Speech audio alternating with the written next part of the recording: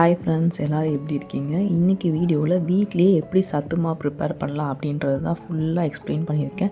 So video skip பண்ணாமல் பாருங்கள், கண்டிப்பாக உங்களுக்கு யூஸ்ஃபுல்லாக இருக்கும். நான் எல்லா திங்ஸும் டிமார்ட்டில் பர்ச்சேஸ் பண்ணிட்டு வந்தேன்.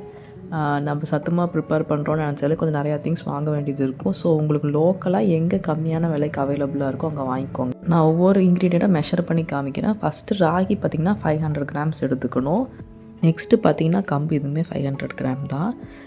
டிஸ்கிரிப்ஷனில் எல்லா இன்க்ரீடியண்ட்டும் மெஷர்மெண்ட்டும் அப்புறம் அதோட பெனிஃபிட்ஸும் தரேன், செக் பண்ணி பாருங்கள். சில இன்க்ரீடியண்ட் ஒரு 2 கிராம்ஸ் ஆர் 3 கிராம்ஸ் கொஞ்சம் அதிகமாக இருக்கும், அதனால் ஒரு ப்ராப்ளம் இல்லை.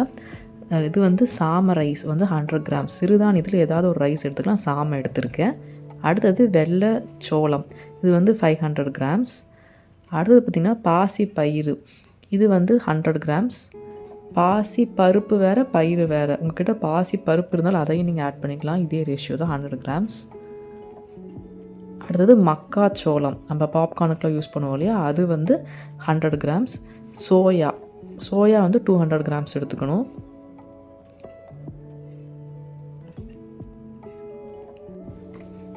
நெக்ஸ்ட்டு பார்த்திங்கன்னா கருப்புளுந்து 100 கிராம்ஸ். என்கிட்ட வந்து உடச்ச கருப்புளுந்து இருந்தது, அதனால் யூஸ் பண்ணிக்கிறேன். உடைக்காது இருந்தாலும் ரொம்ப நல்லா தான் யூஸ் பண்ணிக்கலாம். ராஜ்மா பார்த்திங்கன்னா 50 கிராம்ஸ். அடுத்தது ரெட் அவுல், இது ஒரு 50 கிராம்ஸ். அடுத்தது ஜவ்வரிசி, இது ஒரு 50 கிராம்ஸ். அடுத்தது எள்ளு, வெள்ளை எள்ளு இருந்தாலும் ஓகே, கருப்பு எள்ளு இருந்தாலும் ஓகே, 10 கிராம்ஸ். அடுத்தது பிளாக் ரைஸ்ன்னு சொல்லுவோம் இல்லையா, கருப்பு கவுனி அரிசி, அது ஒரு 50 கிராம். அடுத்தது வீட், இது சம்பா கோதுமைன்னு சொல்லுவோம், அது ஒரு 100 கிராம்ஸ். வேர்க்கடலை ஒரு 100 கிராம். அடுத்தது கருப்பு கொண்டக்கடலை, இது ஒரு 50 கிராம். வெள்ளை கொண்டக்கடலை யூஸ் பண்ணலாம், நான் கருப்பு யூஸ் பண்ணியிருக்கேன், எதாக இருந்தாலும் ஓகே தான். அடுத்தது பொட்டுக்கடலை 250 கிராம்ஸ். நட்ஸ் எல்லாமே 25 கிராம்ஸ், அதாவது கேஷ்யூ, பாதாம், பிஸ்தா, அப்புறம் வால்நட், இதெல்லாமே 25 கிராம்ஸ் எடுத்துக்கணும்.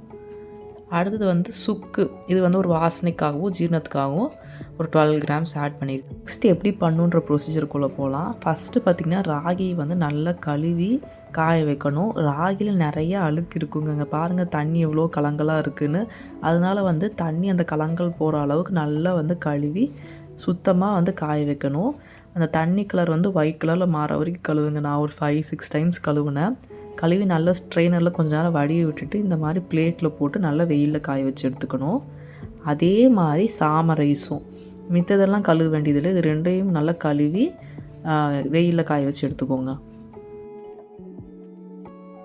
நல்ல வெயிலாக இருந்தால் உங்களுக்கு ஹாஃப் டேயில் நல்லா காஞ்சிரும், எனக்கு அப்படி தான் நல்லா காஞ்சிருச்சு.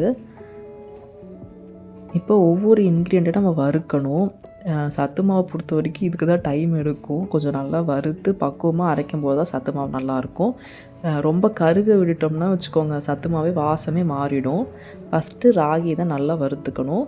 வறுக்கும்போது இந்த மாதிரி ராகியை ஒயிட்டாக வரும், அப்படியே பொரியிற மாதிரி. அந்த பொரிஞ்ச ஸ்டேஜ் வந்தால் போதும், நம்ம வந்து இறக்கிடலாம். இது பண்ணும்போது, சத்து மாவு பண்ணும்போது பக்கத்துலேயே வந்து இந்த மாதிரி தாம்பூலமும், இடுக்கி இருந்தால் இடுக்கி யூஸ் பண்ணி பழக்கம் இருந்தால் இடுக்கி யூஸ் பண்ணிக்கோங்க.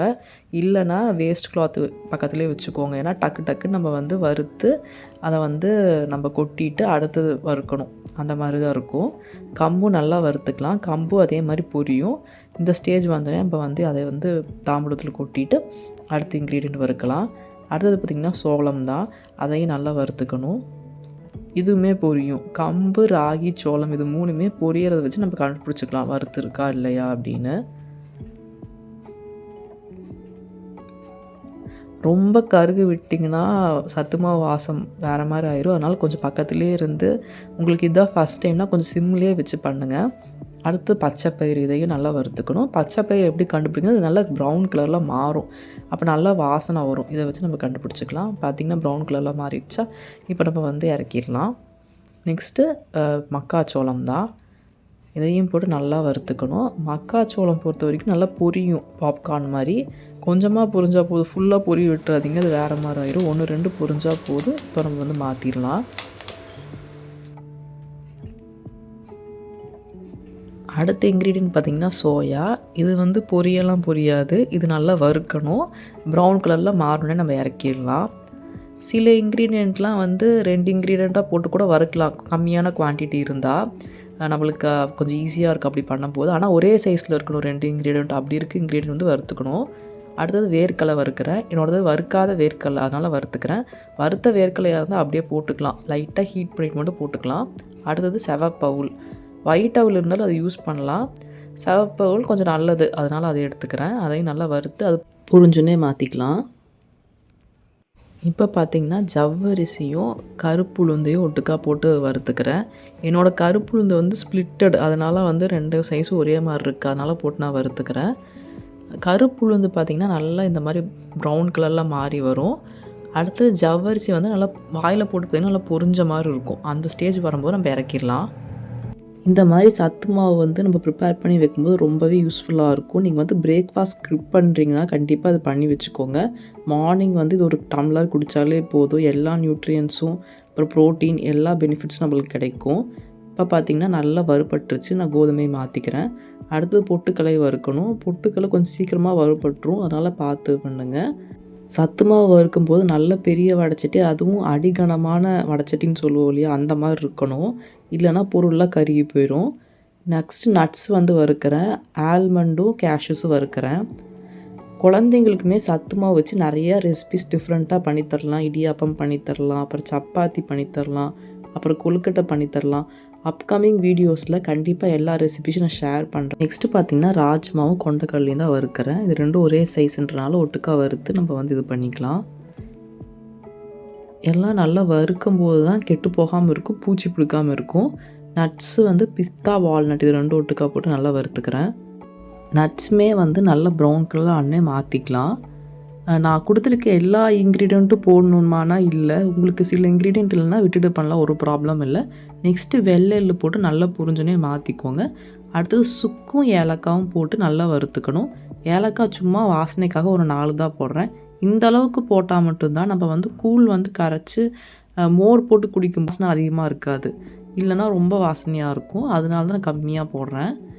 இது பார்த்திங்கன்னா சாம ரைஸ், இதையும் நல்லா வறுத்துக்கணும், வறுத்து மாற்றிக்கணும். அடுத்து பிளாக் ரைஸ், சிவப்பு கவுனி அரிசி. இது ரொம்பவே நியூட்ரிஷனான ரைஸுங்க. இப்போ ரீசன்ட் டைமில் இந்த ரைஸை பற்றி சொல்லாத ஆளுங்களே இல்லை. ஸோ இதுவும் நல்லா ப்ரௌன் கலரில் வந்தோடனே வந்து நம்ம மாற்றிக்கலாம். இதுவுமே பொரியும், அப்படியே பட்டுன்னு பொரியும். அந்த ஸ்டேஜ் வந்தோடனே நம்ம மாற்றிக்கலாம். உங்களால் இந்த அளவுக்கு உட்காந்து பொறுமையாக நின்று பண்ண முடியாதுன்னா ஸ்டவ்வை கீழே வச்சுக்கோங்க. உட்காந்து பண்ணும்போது கொஞ்சம் ஈஸியாக இருக்கும், அதுக்காக தான் சொல்கிறது. இப்போ எல்லா இன்க்ரீடியன்ட்டும் நம்ம வறுத்தாச்சு. அடுத்தது நல்லா ஆற வச்சுட்டு கொண்டு போய் மிஷினில் கொடுத்து அரைக்கணும். நிறையா இன்க்ரீடியன்ட் போட்டிருக்கனால நம்ம மிக்சியில் அரைக்க முடியாது, நிறையா குவான்டிட்டியும் பண்ணுறோம். இது மோர் தென் 6 months நம்மளுக்கு வரும். நம்மளுக்கு தேவையான அளவு மட்டும் எடுத்து யூஸ் பண்ணிவிட்டு மீதியை வந்து நீங்கள் ஃப்ரிட்ஜில் ஸ்டோர் பண்ணிக்கலாம்.